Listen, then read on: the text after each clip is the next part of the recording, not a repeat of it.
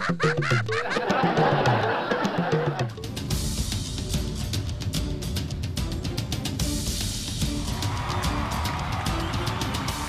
Sir మా apartment తగలబడిపోతుంది sir. ఎక్కడ?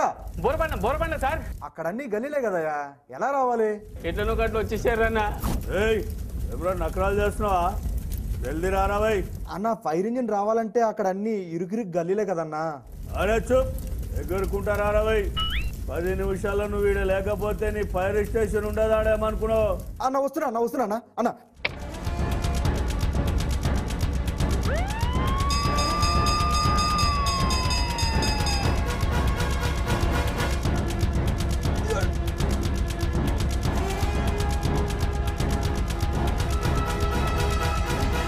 వచ్చిరన్నా ఎప్పుడే వచ్చింది? 10 మంది కాలిపోయినా కదా, మీకు గింత కూడా సీమ కలిసినట్టు కూడా లేదా? అగరా భయ్, మొత్తం దాలవడానికి ఎందుకు రాలేదు రాయ్? ఫైర్ ఇంజన్ నుండి క్యా ఫైదా? మొత్తం మన రాష్ట్రంలో 72 లక్షల వాహనాలు ఉన్నాయి. ఒక రాజధాని నుంచే 20 లక్షల వాహనాలు ఉన్నాయి. అందులో రోజుకి 600 కొత్త వాహనాలు జాయిన్ అవుతూ ఉన్నాయి. మన సిటీలో డ్రైవ్ చేసిన వాళ్ళకి 180% మందికి రోడ్ సెన్స్ లేదని సర్వేలు చెప్తున్నాయి. మన సిటీలో ఉన్న 10 లక్షల ఇళ్లలో 5 లక్షల ఇళ్లకి సరిగ్గా ప్లానే లేదు. సిటీ అంతా గల్లీలే గల్లీ, అందులో చిన్న ఆటోనే రాలేదు. అటువంటిది ఇంత పెద్ద ఫైర్ ఇంజిన్ ఎలా వస్తుంది అనుకున్నాను.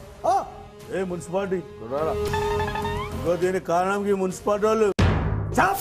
దానికి కారణం మీరే.